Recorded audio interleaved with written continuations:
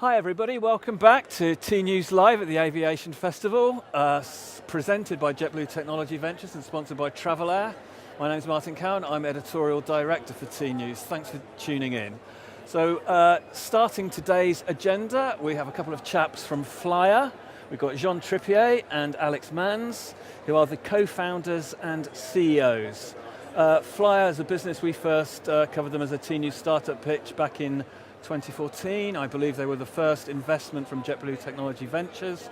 So maybe, Alex, Jean, just give us an idea about what FLYR does. Definitely.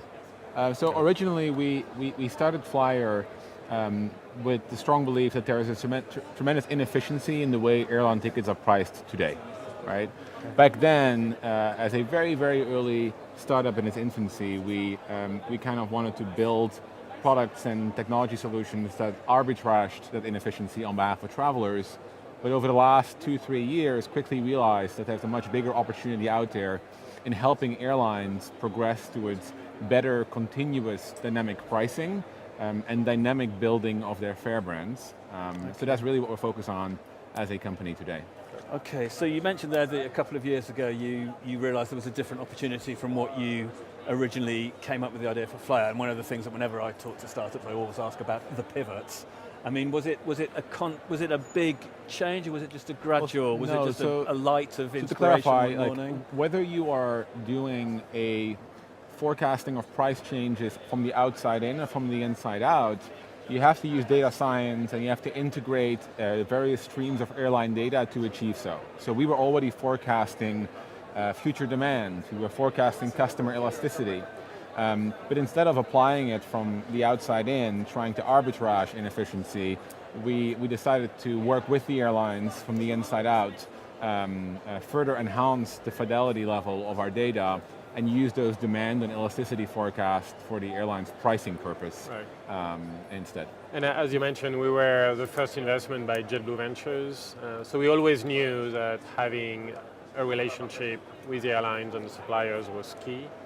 And it just took a while, I think, to clarify that positioning in the market and get our first opportunities to work directly with the airlines as well. Okay, so I mean, sort of the conversations you've been having at the Aviation Festival, I know you hosted a round table yesterday. What was that all about for people that weren't able to get to it? Yeah, so as a company and as a technology platform, we're helping airlines move from a world of filed fares and inventory control against those booking classes to a world of variable fare brands, right? So instead of having a non-refundable, fully refundable, and business fare, I can essentially dynamically establish the fare brand based on what I know about the market, the customer, the need.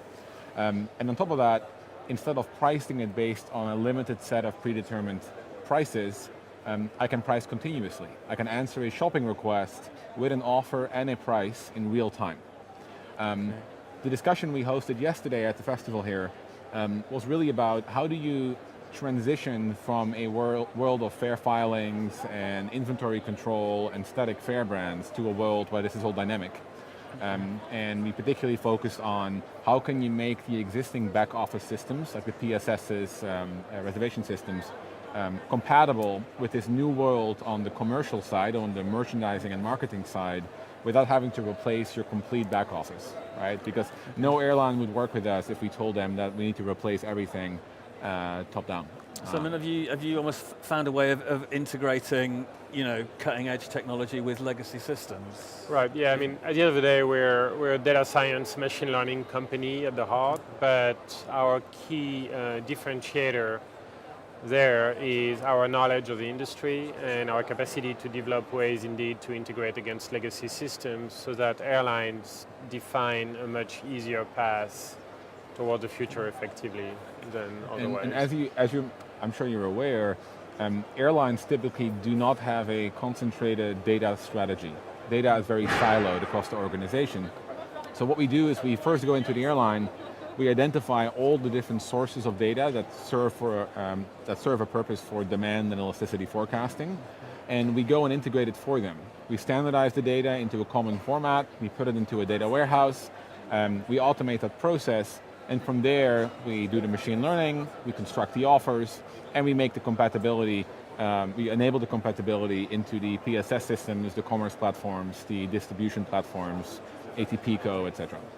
Okay, I mean, you mentioned earlier the idea of sort of dynamic fare families. I mean, is that a dynamic, the bundles change according to the individual, or is it just the pricing of the existing fares? Because one thing that's come up quite often has been the fare families or menu pricing arguments. So at the simplest level, if you look at a legacy carrier, right? A legacy carrier greatly values its brand and its brand positioning and the consistency of its offer.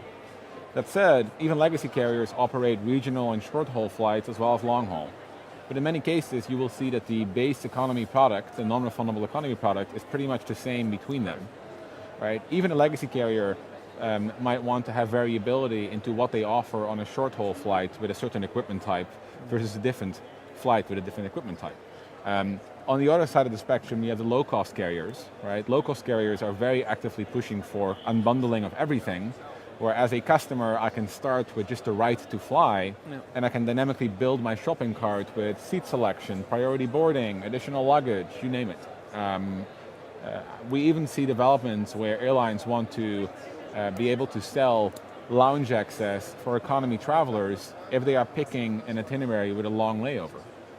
Right? So those are the capabilities needed. At the end of the day, we believe that for every search request that we get, we have the capacity to return a unique price and a unique offer that is indeed fully individualized based on the nature of what we perceive the likelihood of conversion or propensity to pay of the person doing the searches. Okay. And to give you some understanding of how we get there, right? So we ingest the airline's PNR feed so we can see every booking, change, cancellation. We integrate against the departure control to see the no-shows. We observe what people see on different channels and what they engage with. And this allows us to understand, under a given context and price, how do people react to a given offer. And by looking at that across time on different ODs and different markets, we can establish these almost customer segmentation profiles that allow us to, in real time, determine what is the best match for a given market or a given customer.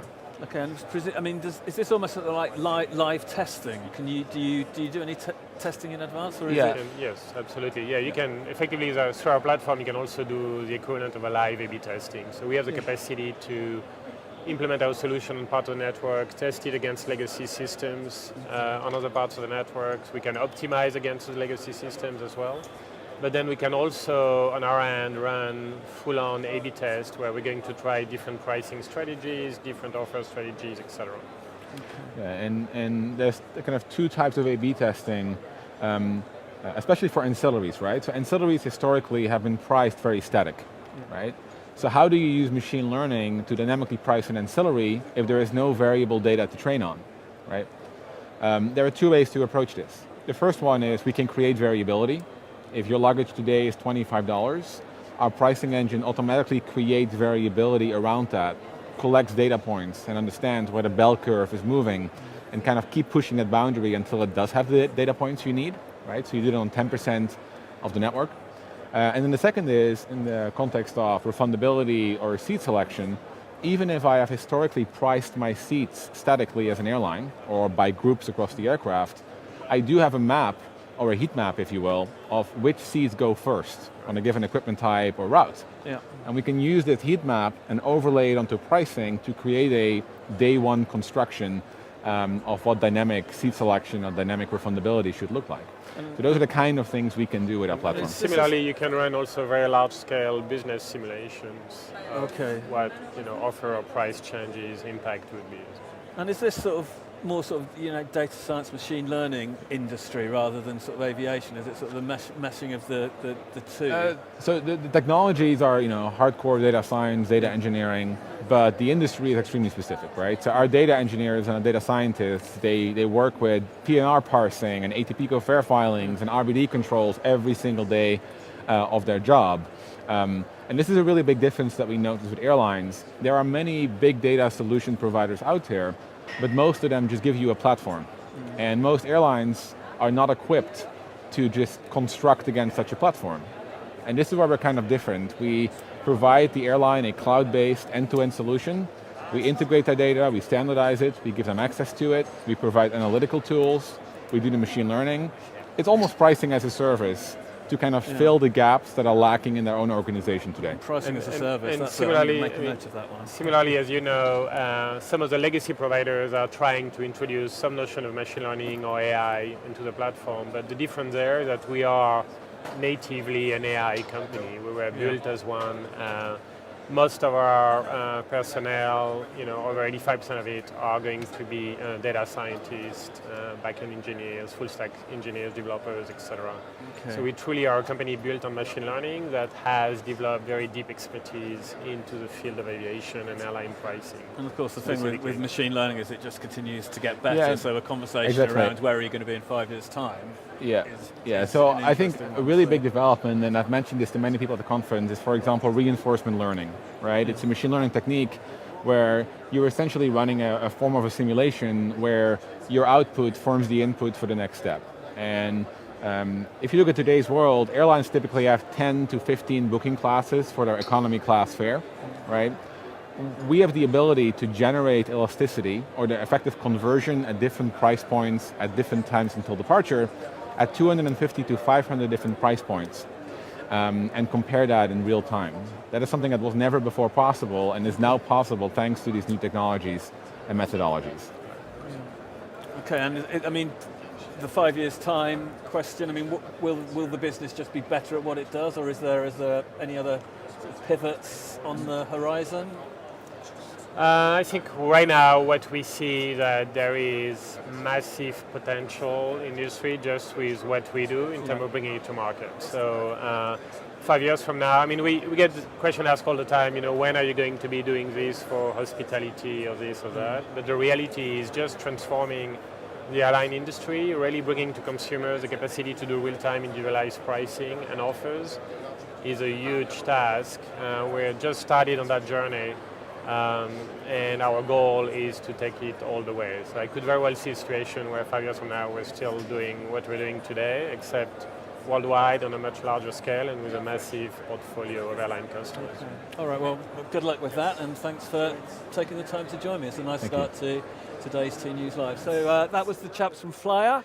I'm Martin Cowan, I'm Editorial Director of T-News, and I'll be back shortly. Thank you very much.